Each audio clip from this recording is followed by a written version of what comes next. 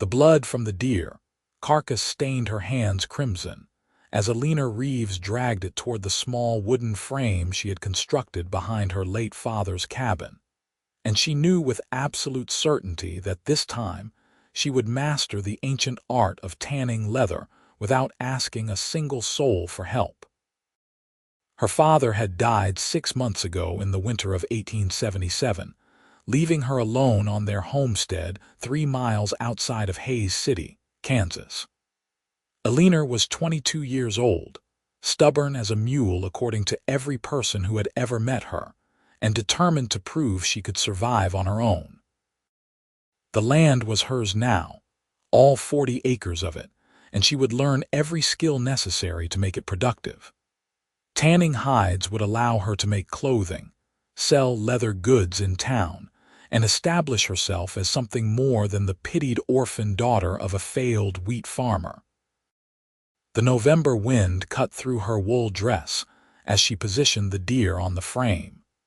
She had studied her father's old journals, read the few passages he had written about tanning before his hands had grown too arthritic to manage the work.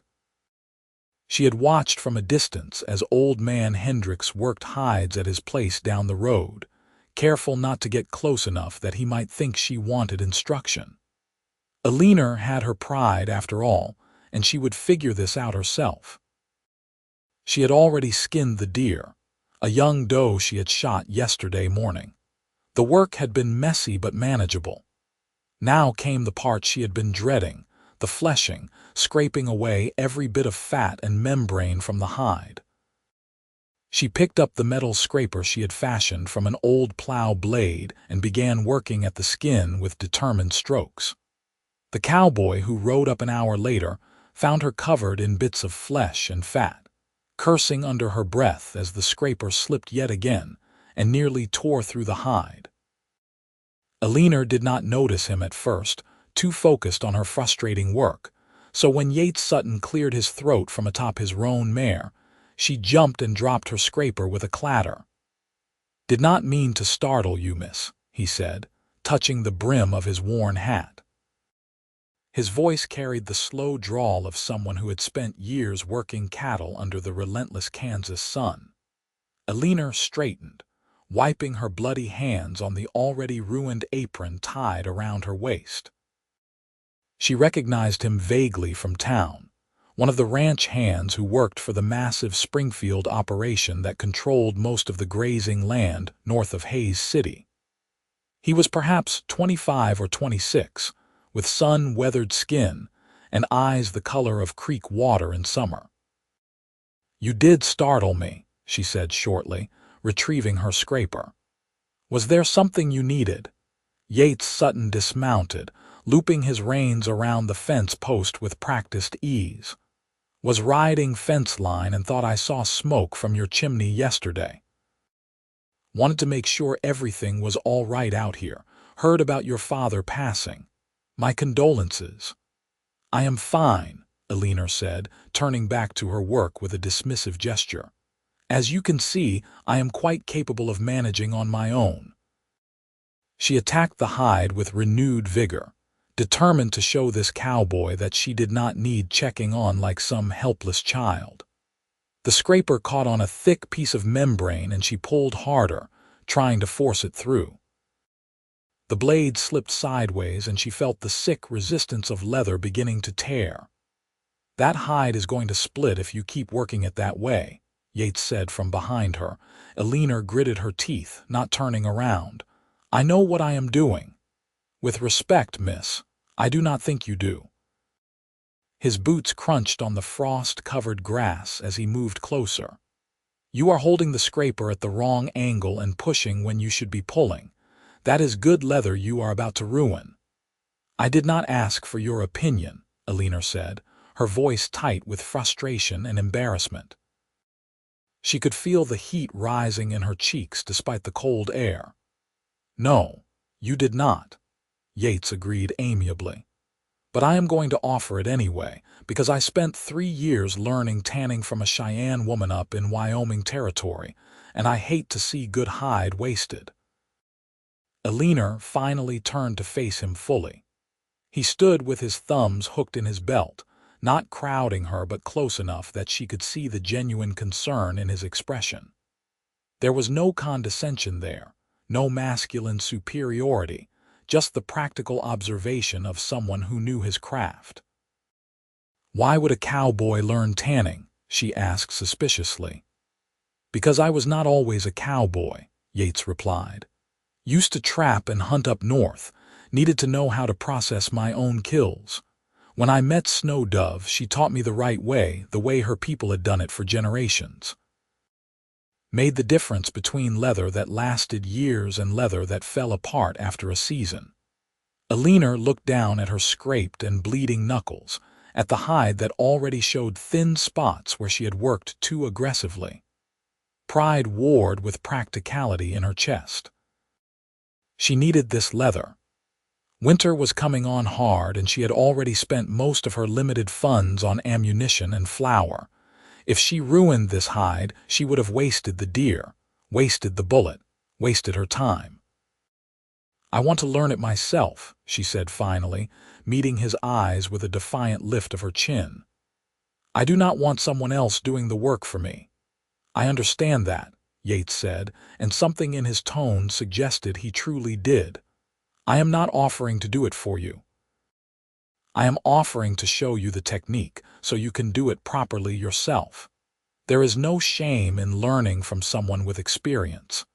Eleanor wavered. Everything in her rebelled against accepting help, against admitting she might not be able to figure this out alone. But the rational part of her mind, the part that had kept her alive these past 6 months, recognized the opportunity before her. "Fine," she said abruptly. "Show me, but I do the work." Yates smiled, a slow expression that crinkled the corners of his eyes. Would not have it any other way. He moved to stand beside her, not taking the scraper from her hands but positioning himself so she could see his gestures. "The first thing you need to understand is that fleshing is not about force. It is about angle and patience. You want to hold your blade almost flat against the hide, maybe 10 degrees, no more. Then you pull in smooth, even strokes, letting the blade do the work." Eleanor adjusted her grip, trying to match the angle he described. Yates reached out, then hesitated, his hand hovering near hers. "May I?" he asked. She nodded curtly. His hand covered hers, calloused fingers guiding the scraper to the proper angle. His touch was brief and professional, but Eleanor found herself acutely aware of the warmth of his hand, the solid presence of him standing close enough that she could smell leather and horse and something else, something clean like sage. "Like this," he said, helping her make one smooth stroke. A perfect curl of membrane came away, leaving clean hide beneath. "See, let the blade do the talking." He released her hand and stepped back. Eleanor tried again on her own, focusing on maintaining that shallow angle, pulling smoothly rather than hacking. Another clean stroke, then another. The work began to flow, becoming almost meditative. "There you go," Yates said with approval. "You have got it now."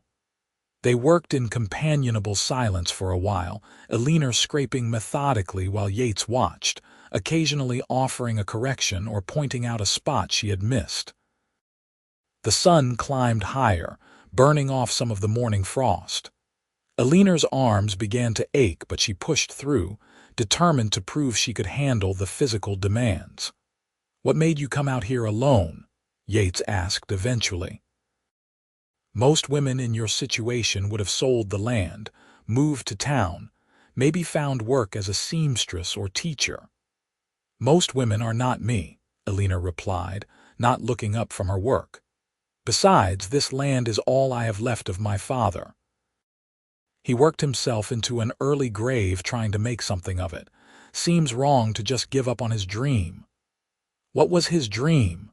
"A farm that actually produced something," she said with a bitter laugh. "Wheat never took well in this soil. Too sandy.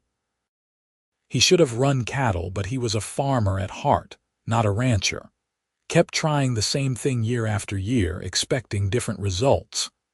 That is hard, watching someone fight a losing battle. Eleanor paused in her work, surprised by the empathy in his voice. You sound like you know something about that. My father was the same way, in a manner of speaking, Yates said, leaning against the fence post. He was a preacher, determined to save souls in every rough mining camp and cattle town in the West. Dragged our family from place to place, never staying long enough to build anything lasting. My mother finally left him, took my sisters back east. I stayed because I was old enough to make my own way, but I understood her leaving. Some dreams consume the dreamer. What is your dream? Eleanor asked, surprising herself with the question. She was not usually given to personal conversations with strangers. Yates considered this, his gaze drifting toward the horizon where the grassland stretched endlessly under the pale November sky. A place of my own someday. Not grand, just a few hundred acres where I can run cattle and horses, build a house that will still be standing in 50 years, put down roots. He looked back at her with a slight smile. Simple things, I suppose. Simple things are often the hardest to achieve, Eleanor said. True enough. She returned to her scraping, and Yates fell silent again, seemingly content to watch her work. Eleanor found his presence less intrusive than she had expected. He did not hover or constantly interrupt with unwanted advice. He simply remained available, answering when she asked questions, offering observations when she made mistakes she had not yet noticed. By early afternoon, the hide was cleanly fleshed, ready for the next stage. Eleanor's back ached and her hands were cramping, but satisfaction warmed her chest as she looked at the result of her labor. That is fine work, Yates said, and she could hear the honesty in his praise. You have got good instincts for this. Now comes the braining. The what? Braining. Using the animal's own brain to tan the hide. Every animal has just enough brains to tan its own hide. That is what Snow Dove taught me. The oils and enzymes break down the proteins in the leather, make it soft and supple. Eleanor looked at the deer's head, which she had set aside earlier. I saved the brain, she said. Read about that in my father's notes, though he never explained exactly how to use it. I can show you if you want to continue, Yates offered. Though I imagine you are tired, this is hard work, especially the first time. I am fine, Eleanor said, though in truth exhaustion was beginning to creep through her limbs. Might as well finish what I started. Yates taught her how to extract the brain, mash it with water to create a creamy mixture and work it thoroughly into the hide. The process was messy and strange, nothing like the refined leather goods she had seen in shop windows in town, but Yates assured her this was how the finest buckskin was made. You will need to let it soak overnight, he explained as she worked the brain mixture into every inch of the hide. Tomorrow you will wring it out and stretch it, work it until it dries soft. That is the hardest part, the working. Your arms will feel like they are going to fall off, but you cannot stop or the leather will dry stiff. How long does the working take? Depends on the hide and the weather. Anywhere from a few hours to most of a day. You have to keep at it until it is completely dry and soft. Eleanor looked at the hide with new respect, understanding now why finished leather commanded good prices. Will you come back tomorrow to show me the working technique? Yates hesitated, and for a moment Eleanor thought he might refuse. Perhaps he had his own work to attend to, his own obligations at the ranch. She felt an unexpected pang of disappointment at the thought. I can come by in the morning, he said finally.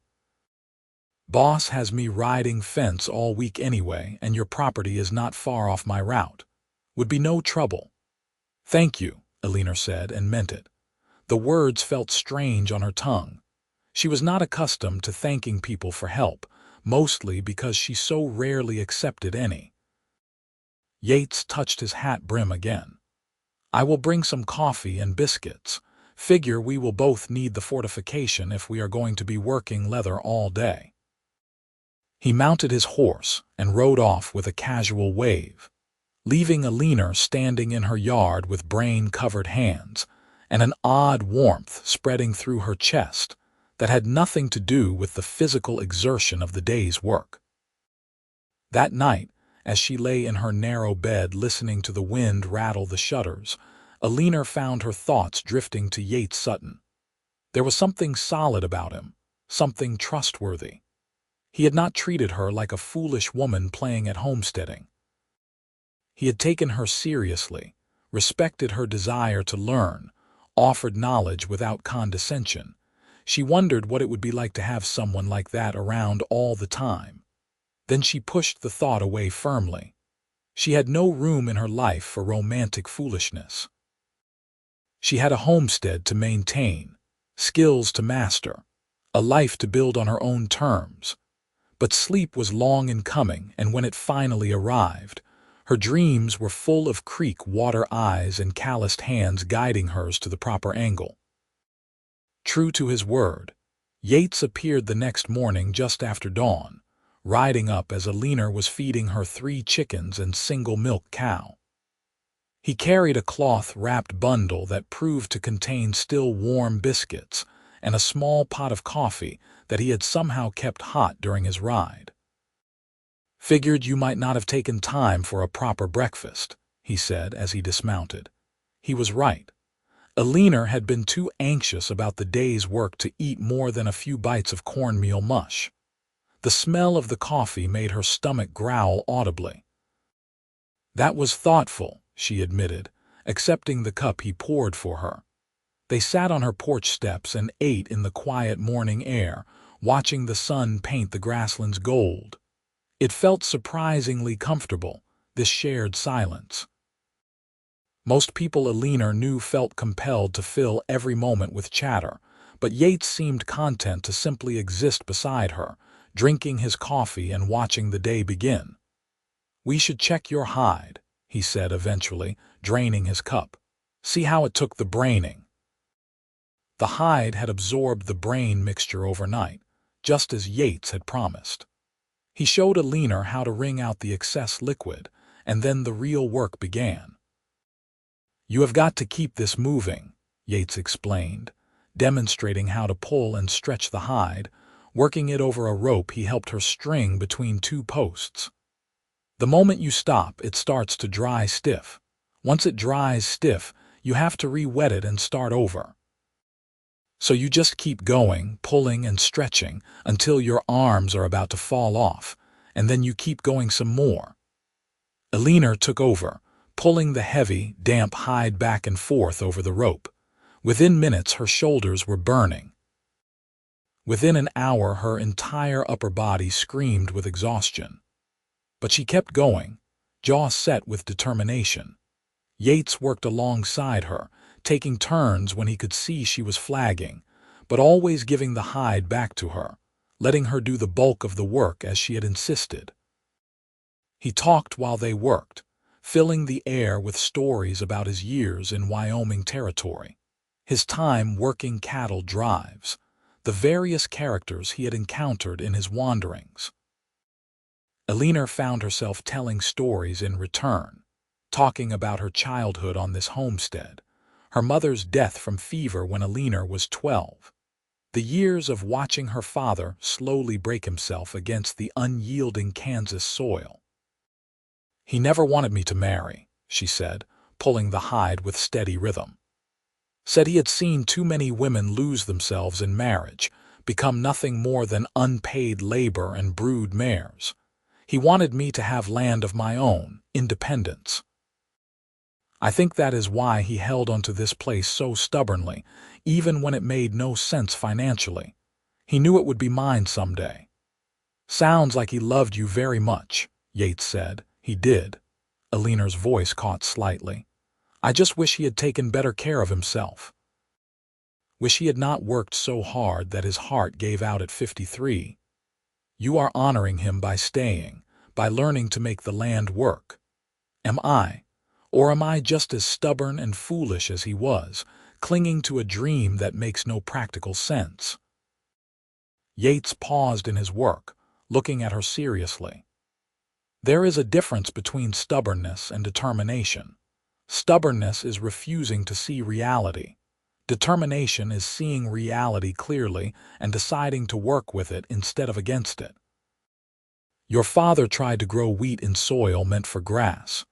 You are learning skills that match the land you have, hunting game, tanning hides, figuring out what actually works here. That is not foolish. That is smart. Eleanor felt something loosen in her chest, some tight knot of guilt and uncertainty she had been carrying since her father's death. Thank you for saying that. Just speaking the truth as I see it. They worked through the morning and into the afternoon, stopping only briefly to eat the lunch Eleanor had prepared the night before, simple fare of cold beans and cornbread. The hide slowly transformed under their efforts, gradually becoming softer and more pliable. "Tell me about Snow Dove," Eleanor said during one of their brief rest periods. "The woman who taught you." Yates leaned back against the fence post, a distant look entering his eyes. She was the daughter of a Cheyenne chief, married to a French trapper named Laurent. He treated her well, respected her knowledge and skills. I worked for Laurent for a few years, helping with his trap lines. Snow Dove taught me more than just tanning. She showed me how to read weather signs, how to find water in country that looked bone dry, which plants could heal and which could kill. She was one of the wisest people I ever met. What happened to them? The tribe moved further north, following the buffalo herds. Laurent and Snow Dove went with them. That was 5 years ago. I think about them sometimes, hope they are doing well. Do you miss that life? The trapping and hunting? Yates considered this, rolling his shoulders to work out the tension from the morning's labor. Sometimes. There was a freedom to it, being that far from civilization. But it was lonely too. I think I am ready for something more settled now, ready to build instead of just wander. Eleanor understood that feeling, though she had never wandered the way Yates had. She had been born on this land and had never traveled more than 50 miles from it in any direction. But she knew about wanting to build, wanting to create something lasting. "Why work for Springfield's ranch if you want your own place?" she asked. "Why not homestead like my father did?" "Money," Yates said simply. "I am saving every penny I can. Springfield pays decent wages and I do not spend much. Figure another 3 years of hard saving and I will have enough to buy land and stock it properly. No point in claiming land if you cannot afford to work it right." That is sensible. Sensible is not always exciting, but it beats the alternative. The sun was sinking toward the western horizon when the hide finally dried soft and supple, transformed into beautiful buckskin the color of cream. Eleanor held it up, marveling at her own handiwork. She had done this. With guidance, yes, but the labor had been hers, the determination hers, and now the result was hers to be proud of. "That is beautiful work," Yates said, genuine admiration in his voice. "You should be proud. First hide is always the hardest. Each one after gets easier." "There is so much more to learn," Eleanor said, running her hands over the soft leather. "Smoking it to make it waterproof, cutting and sewing it into useful items. This is just the beginning. If you want, I can come by again, show you the smoking process." After that, well, sewing leather is not much different from sewing fabric, just requires heavier needles and wax thread. Eleanor looked at him, this cowboy who had appeared in her life barely 24 hours ago and had already taught her so much. "Why are you doing this? Helping me?" Yates met her gaze steadily. "Honestly, at first I just did not want to see good hide wasted. But now," he paused, seeming to choose his words carefully, "now I admire what you are trying to do here. I admire your determination, and I think maybe we could be friends if you would be open to that." Friends. The word settled between them, weighted with possibility. Eleanor had few friends. Her stubborn independence had driven away most potential companions, and the isolation of the homestead had made it difficult to form close connections even with the women in town. "I would be open to that," she said quietly. Yates smiled, and Eleanor felt her heart do a strange flutter in her chest. She told herself firmly that it was just exhaustion from the day's hard work, nothing more. Over the following weeks, Yates became a regular presence at the homestead. He came by every few days, always with some excuse, always finding ways to help without taking over.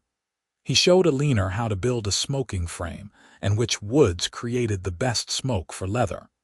He helped her repair the sagging roof on her barn before the winter snows came. He brought game when he had extra from his own hunting, never making it seem like charity, always framing it as sharing between friends. Eleanor found herself looking forward to his visits with an anticipation that both thrilled and frightened her. She caught herself watching the road more than necessary, listening for the sound of hoofbeats. When he arrived, her entire day seemed brighter. When he left, the cabin felt emptier than it had before she knew him. They talked about everything during those visits. Yates told her about his childhood moving from town to town, about the loneliness of being the preacher's son who never stayed anywhere long enough to make real friends. Eleanor shared memories of her mother, stories she had not told anyone in years because there had been no one to tell. She confessed her fears about the coming winter, about whether she had enough supplies laid by, whether she could truly survive alone through the harsh Kansas cold. "You will not be alone," Yates said one evening as they sat on her porch watching the sunset paint the sky orange and purple. "I will check on you regular, make sure you have everything you need." "That is kind, but you will have your own work. The ranch does not stop for winter." "No, but I will make time. That is what friends do, Eleanor. They look out for each other." The way he said her name, slow and careful like it was something precious, made her chest tight. She glanced at him sideways, studying his profile in the fading light. Somewhere along the way, this cowboy had become important to her. Somewhere along the way, friendship had started to feel like something more. December arrived with a vengeance, bringing snow and wind that howled around the cabin like a living thing. Eleanor spent her days on necessary chores, caring for her animals, keeping the fire going, working on sewing projects with the leather she had tanned. She made herself new gloves, patched her boots, crafted a sturdy bag for carrying supplies. Each completed project filled her with pride, tangible proof of her growing skills. Yates came by even in the worst weather, refusing to let the snow keep him away. He chopped firewood until her supply was overflowing, checked her roof for leaks, made sure her livestock had adequate shelter. Once he arrived with a young buck strapped across his saddle, a gift for her larder. "Yates, this is too much," Eleanor protested, though her mouth watered at the thought of fresh venison. "It is not too much," he said firmly. "Besides, you are going to tan the hide, right?" "I have been thinking I could use a new vest. Heavy leather, lined with sheepskin. If you made something like that, I would be happy to pay you for it. I could not charge you for a vest, not after all the help you have given me. Then we will call it an even trade, the deer for the vest. Deal." Eleanor smiled despite herself. Deal. They worked together to butcher the deer, Yates showing her techniques for getting the most meat from the carcass.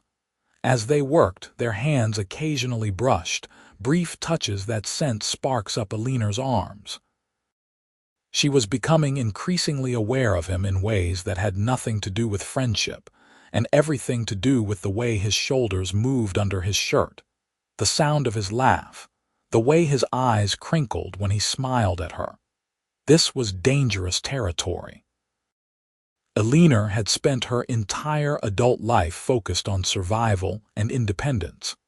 She had never seriously entertained thoughts of romance or marriage, never allowed herself to want those things. But Yates was making her want them now, making her imagine what it might be like to share this homestead with someone, to have a partner rather than going it alone. The snow was falling heavy outside, piling in drifts against the cabin walls when Yates straightened from the butchering work and looked at her with unusual seriousness.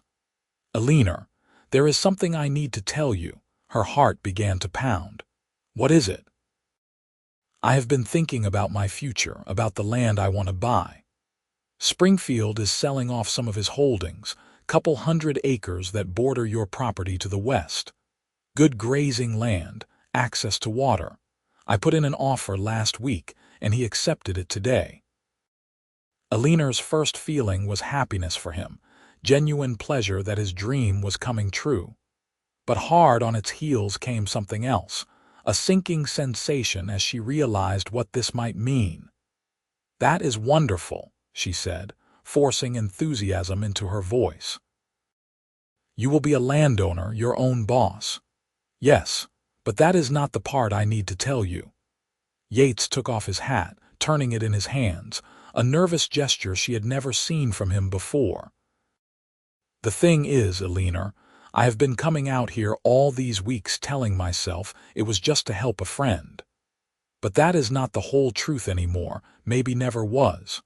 I come out here because I want to see you, because thinking about you makes me smile. Because you are the strongest, most determined woman I have ever met, and somewhere along the way I fell in love with you." The words hung in the air between them, enormous and terrifying and wonderful. Eleanor's breath caught in her throat. She had suspected her own feelings were growing beyond friendship, but hearing Yates say he loved her made it all suddenly real in a way that sent her mind reeling. "I know you value your independence," Yates continued when she did not immediately respond. "I know you did not come out here looking for a husband, and I am not asking you to give up anything you have worked for. But I am buying that land right next to yours, and I am hoping that maybe we could run our properties together. Not me taking over, but both of us as equals, partners in every sense. I am hoping you might feel something for me too, something beyond friendship." Eleanor's hands were shaking. She set down the knife she had been holding before she dropped it. "I do feel something," she whispered. "I have been trying not to because it scares me. I have been alone so long, responsible only for myself. I do not know how to be with someone." "We could learn together," Yates said softly. He took a step closer, close enough that she could feel the warmth radiating from him in the cold cabin. "I am not saying it would be easy. I am stubborn and set in my ways, and you are more determined than anyone I have ever met. But I think we could build something good together, Eleanor. Something that honors both your independence and your father's memory, while also being something new. Something ours." Eleanor looked up at him, her heart hammering against her ribs. Everything in her life had been about survival, about proving she could make it alone. But Yates was not offering to rescue her or take over. He was offering partnership, two independent people choosing to build something together. "I am afraid," she admitted. "So am I," Yates said. "Love is always frightening, but I think it might be worth the fear." He reached out slowly, giving her time to pull away if she wanted to. When she did not move, his hand cupped her cheek, calloused fingers gentle against her skin. His thumb brushed away a tear she had not realized had fallen. "Can I kiss you?" he asked. Eleanor nodded, not trusting her voice. Yates leaned in slowly, carefully, and pressed his lips to hers in a kiss that was tender and questioning and full of promise. Eleanor's eyes fluttered closed and she leaned into him, her hands coming up to grip his shirt, holding him close. The kiss deepened, becoming something more certain, and Eleanor felt something inside her unlock, some part of herself she had kept tightly guarded for so long. When they finally pulled apart, both breathing harder, Yates rested his forehead against hers. "I love you, Eleanor Reeves." I want to build a life with you if you will have me." "I love you too," Eleanor said, the words feeling both strange and right on her tongue. "I did not think I wanted this, but I do. I want you, I want us." Yates pulled her into his arms, holding her tight against his chest, and Eleanor let herself be held. For so long she had equated independence with being alone, but she was beginning to understand they were not the same thing. She could be independent and still allow someone to stand beside her. She could be strong and still accept love. They talked long into the night, making plans for their future. Yates would build his house on his new land but close to her cabin. They would marry in the spring when the preacher next came through Hayes City. They would run the properties together, combining her growing skill with leather working and his knowledge of cattle ranching. They would build something that was wholly theirs, equal partners in every way. Christmas came, and Eleanor spent it with Yates, their first holiday together. She gave him the vest she had made, heavy leather lined with sheepskin just as he had requested, with careful stitching that had taken her weeks of evening work. His face, when he opened it, was worth every pricked finger and strained eye. "Eleanor, this is beautiful," he said, running his hands over the smooth leather. "You made this." "I did. Every stitch." He pulled it on immediately, the fit perfect because she had carefully studied his build while making it. "How did you get the sizing so exact?" Eleanor felt her cheeks heat. "I may have watched you more closely than I let on." Yates laughed and pulled her in for a kiss that left her breathless. He gave her gifts in return. A beautiful hunting knife with an antler handle, a warm wool cloak dyed deep blue, and a simple gold ring that had been his grandmother's. "It is not an expensive thing," he said as he slipped it onto her finger. "My grandmother was a poor woman all her life, but she and my grandfather loved each other deeply, stayed together through every hardship. She gave me this ring years ago, told me to give it to a woman worth keeping." "You are that woman, Eleanor." Eleanor looked at the ring through tear-blurred eyes. It was simple but beautiful, the gold worn smooth from years of wear. "I will treasure it always." They sat by the fire in her cabin, wrapped in blankets and each other's arms, and talked about the future they would build together. It felt like the most natural thing in the world, this love that had grown between them. What had started with Eleanor's determination to master tanning had become something so much larger, had brought her not just new skills but a partner who saw her strength and loved her for it. Winter deepened, and Yates spent more and more time at Eleanor's cabin, helping her with the endless work that came with homesteading in harsh weather. They fell into an easy rhythm, working side by side during the day, sharing meals in the evening, stealing kisses when the work allowed. The townspeople of Hayes City began to talk, of course, but Eleanor found she did not care what gossip said. Let them talk. She and Yates would be properly married soon enough, and in the meantime, they were both too busy surviving winter to worry about propriety. In late February, the preacher finally made his way through town, and Eleanor and Yates were married in the small church in Hayes City. Eleanor wore her best dress, dark blue wool that she had carefully mended and pressed. Yates wore his new vest over a clean white shirt, his hair slicked back and his boots polished. They had few guests, just a handful of acquaintances from town and the Springfield ranch, but neither of them minded. This wedding was for them, not for show. When the preacher asked if Eleanor would take Yates as her husband, she answered with a clear, strong voice that surprised no one who knew her. When Yates slipped a second ring onto her finger, a wedding band to accompany his grandmother's ring, his hands shook slightly, and his eyes were bright with emotion. "I love you," he whispered as they shared their first kiss as husband and wife. "I will spend every day proving you made the right choice." "I know I did," Eleanor whispered back. "I love you too, Yates Sutton, now and always." They held a small celebration at the cabin afterward.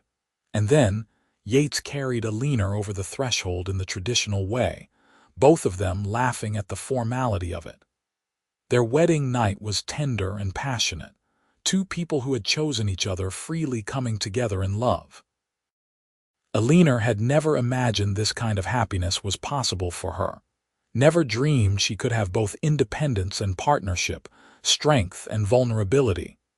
Spring came slowly to Kansas, the snow melting in fits and starts, revealing the brown grass beneath.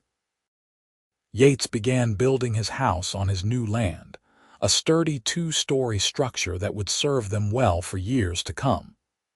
Eleanor helped when she could, though she was still maintaining her father's cabin and working on her leather projects. She had begun to develop a reputation in Hays City for quality leather goods, and the store owner had approached her about selling her work on consignment. "You have a real talent for this," the storekeeper, a portly man named Mr. Henderson, had told her. "Best leather work I have seen from anyone in these parts. You could make decent money if you are willing to produce regular stock." Eleanor had agreed, and now she spent several hours each day cutting and sewing leather, creating bags, belts, gloves, and other useful items. The work brought in steady income, enough that she could begin to think about improvements to the property, about building a proper tanning shed, about buying more livestock. She and Yates worked their land together through the summer, combining their resources and knowledge. Yates brought in cattle to graze on their combined acreage. Eleanor established a proper garden, vegetables that actually thrived in the soil that had defeated her father's wheat. They learned to work together, to communicate through the difficult moments, to compromise when their stubborn streaks clashed. It was not always easy. There were arguments, times when Eleanor's fierce independence rubbed against Yates's protective instincts, times when his wanderer's past made her worry he might grow tired of settled life. But they talked through every conflict, learned each other's boundaries and needs, and the love between them deepened with each passing month. In the fall, Eleanor discovered she was pregnant. The news filled her with a complex mix of emotions: joy at the thought of a child, fear about how it would change her life and work, uncertainty about whether she could be a good mother. Yates was over the moon with happiness, already talking about names and building a cradle, but he noticed Eleanor's reservation. "What is wrong?" he asked one evening as they sat on the porch of their new house, watching the sunset. "Are you not happy about the baby?" "I am happy," Eleanor said slowly, "but I am also scared. What if having a child means giving up everything I have worked for? What if I become nothing but a mother, lose myself in the caring for a baby?" Yates took her hand, lacing their fingers together. "Eleanor, you are the strongest person I know. Having a child is not going to change that. We will figure out how to balance everything, same as we have balanced everything else. And I will be here doing my share of the work. Our baby will not be just your responsibility. We are partners, remember." "In everything." Eleanor leaned her head on his shoulder, letting his words soothe her fears. "Thank you for understanding. Always." Their son was born in May of 1879, a squalling, red-faced baby with a strong set of lungs and his father's eyes. They named him Thomas, after Eleanor's father, and he became the center of their world without erasing the life they had built. Yates was true to his word, taking on his share of caring for the baby, changing diapers and walking the floor during long nights when Thomas would not sleep. Eleanor discovered she could still work on her leather projects during the baby's naps, still contribute to the household income, still maintain her identity beyond motherhood. As Thomas grew from baby to toddler, Eleanor taught him about the land, about the animals, about the skills she had learned. Yates taught him about cattle and horses, about reading weather and fixing fences. They raised their son together, two equal parents both contributing to his growth and education. The ranch prospered over the years. Eleanor's leather business grew, and she eventually built a proper workshop separate from the house where she could work undisturbed. Yates's cattle operation expanded, and he hired a few hands to help during busy seasons. They added to their land holdings little by little, buying up adjacent parcels as they became available. 2 years after Thomas, they had a daughter they named Margaret after Yates's mother. 3 years after that came another son, James. The house that had seemed so spacious when Yates built, it became filled with the noise and chaos of family life, with children running through rooms and toys scattered on floors and laughter echoing off walls. Eleanor sometimes thought about her father, about how proud he would have been to see what she had built on his land. She had not abandoned his dream. She had transformed it into something new, something sustainable. The wheat fields he had struggled with were now pastures supporting healthy cattle. The cabin where she had lived alone was now the workshop where she practiced her craft. His legacy lived on, not in the specific form he had envisioned, but in her determination, her refusal to give up, her ability to adapt and survive and eventually thrive. Yates proved to be everything Eleanor could have hoped for in a partner. He never tried to take over or diminish her contributions. He celebrated her successes as enthusiastically as his own. When she struggled with balancing work and motherhood, he picked up slack without complaint. When he had hard seasons with the cattle, she supported him through the stress and uncertainty. They built their life together piece by piece, day by day. Two stubborn people who had learned that love did not require surrender, but rather could flourish alongside independence. On their 10th wedding anniversary, Yates surprised Eleanor with a gift, a beautiful leather-bound journal with her name embossed on the cover in gold letters. Inside, he had written on the first page in his careful handwriting, "For Eleanor Sutton, master leather worker, rancher, mother, and the love of my life. May you fill these pages with your thoughts and observations as your father once did. May our children read them someday and understand the remarkable woman who raised them." Eleanor held the journal, tears streaming down her face. "Yates, this is beautiful. You are beautiful," he said, pulling her into his arms. "Every day I thank God that you were stubborn enough to learn tanning on your own, because that stubbornness brought us together. I love you more now than I did 10 years ago, and I will love you more 10 years from now than I do today." "I love you too," Eleanor whispered against his chest. "Thank you for seeing me, for understanding what I needed even when I did not understand it myself." They stood there in the warm spring sunshine, holding each other as they had held each other through a decade of joys and sorrows, triumphs and struggles. Their children played in the yard, their cattle grazed in the pastures, and smoke rose from the chimney of the house they had built together. Eleanor began writing in the journal that night, documenting their life, their love story, the skills she had learned and wanted to pass on. She wrote about tanning leather and raising cattle, about childbirth and homesteading, about learning to balance independence with partnership. She wrote for her children and grandchildren, but also for herself, creating a record of a life well lived. The years continued to pass, each bringing new challenges and new blessings. Thomas grew into a serious young man with his mother's determination and his father's steady nature. Margaret developed a love for horses and could ride better than most cowboys by the time she was 12. James inherited his father's wandering spirit but always came home, drawn back by the love that filled their house. There were hard times too. A drought year when they nearly lost half the herd.